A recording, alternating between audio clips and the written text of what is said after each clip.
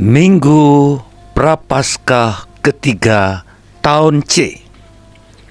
Bertobatlah, kamu akan selamat. Bapak, Ibu, saudara-saudariku yang terkasih, liturgi hari ini berbicara kepada kita tentang belas kasih Allah dan tuntutan bagi kita untuk bertobat. Dalam bacaan pertama, belas kasih Allah nampak melalui bagaimana Allah berbelas kasih kepada bangsa Israel ketika mereka ditindas menjadi budak di Mesir. Dan bacaan kedua mengingatkan kita kembali kejadian-kejadian ketika mereka keluar dari Mesir. Sementara Injil, Yesus mengajarkan kita betapa pentingnya pertobatan dalam hidup ini. Kita tak dapat melihat belas kasih Allah bila hati kita tertutup padanya dan bila kita tak mau bertobat. Bapak, Ibu, saudara-saudari, kaum muda dan anak-anak yang saya kasihi, selamat berjumpa kembali dalam permenungan misi SVD Indonesia. Bagaimana kabar Anda hari ini? Syukur Anda sehat-sehat, bukan?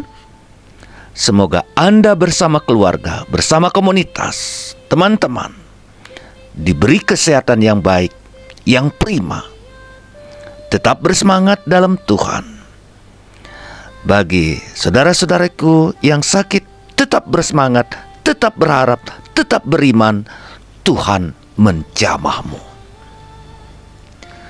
Mari kita mulai dengan bacaan pertama, yakni kisah Musa yang melarikan diri dari Mesir. Dia mengungsi di negeri Median. Di situ dia menjadi gembala ternak. Ketika dia mengembalakan ternak mertuanya Yetro, ia mendapatkan penampakan yang sangat aneh. Di Horeb, ia melihat nyala api, tapi semak itu kok tidak terbakar. Iya, memang api sering menjadi simbol kehadiran Allah. Musa mencoba mendekat, tapi Allah melarangnya. Jangan mendekat. Ini tempat suci. Di situ Allah memperkenalkan dirinya sebagai Allah Abraham, Allah Ishak, dan Allah Yakub. Tuhan Allah berkata, "Aku melihat penderitaan bangsaku di Mesir. Aku mendengar teriakan tangisan mereka, minta tolong. Aku sangat iba. Aku akan turun menolong mereka. Aku akan membawa mereka keluar dari Mesir dan membawa mereka ke tempat yang subur, yang berlimpah susu dan madu, tanah Kanaan."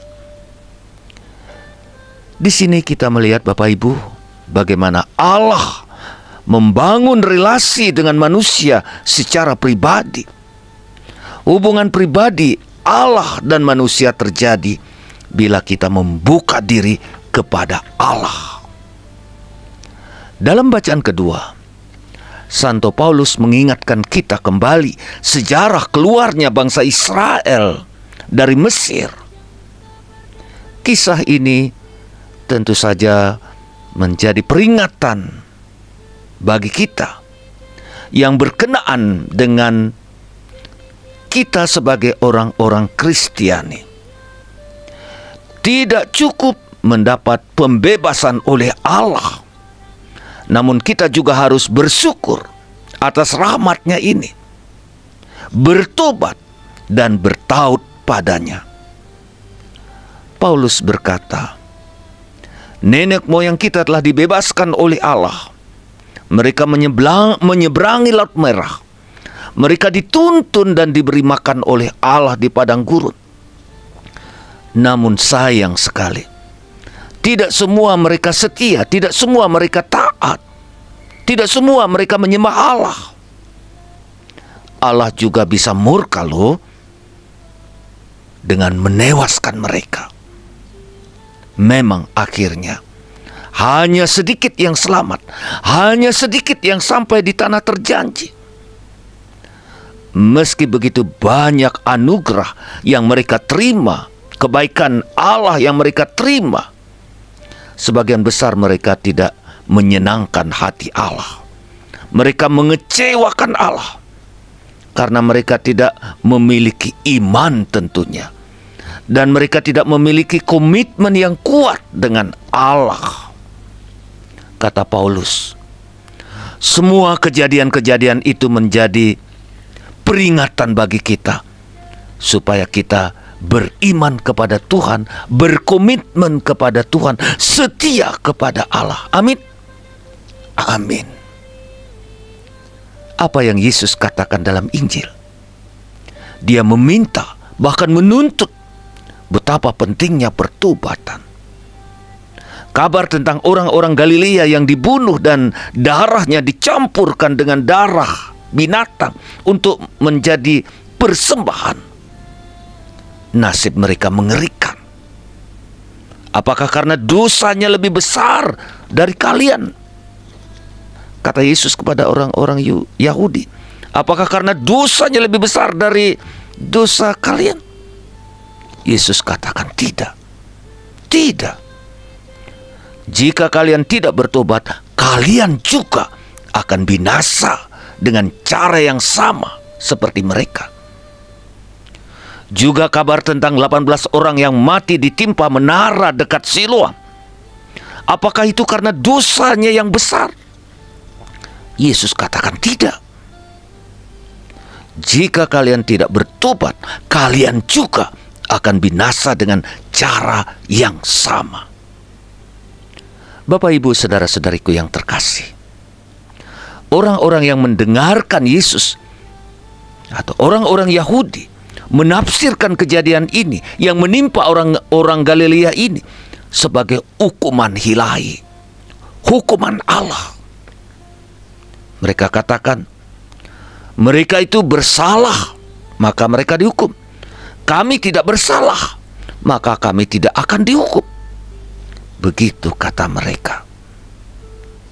Namun Yesus mengajarkan betapa pentingnya pertobatan melalui kasih dan kemurahan hati.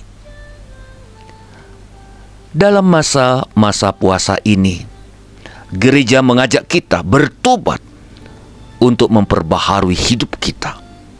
Bagaimana kita berdoa, bagaimana kita bereaksi atas kemalangan sesama, bagaimana kita mengungkapkan kasih kita kepada sesama, bagaimana kita bekerja, bagaimana kita membangun relasi dengan yang lainnya.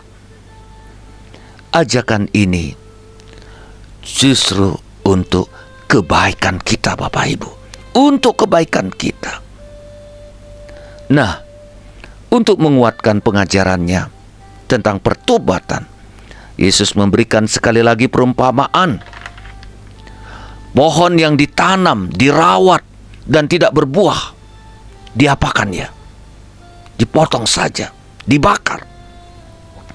Tapi tukang kebun anggur itu melas, datang memohon dan minta, coba kasih kami waktu setahun lagi, barangkali dia akan berbuah.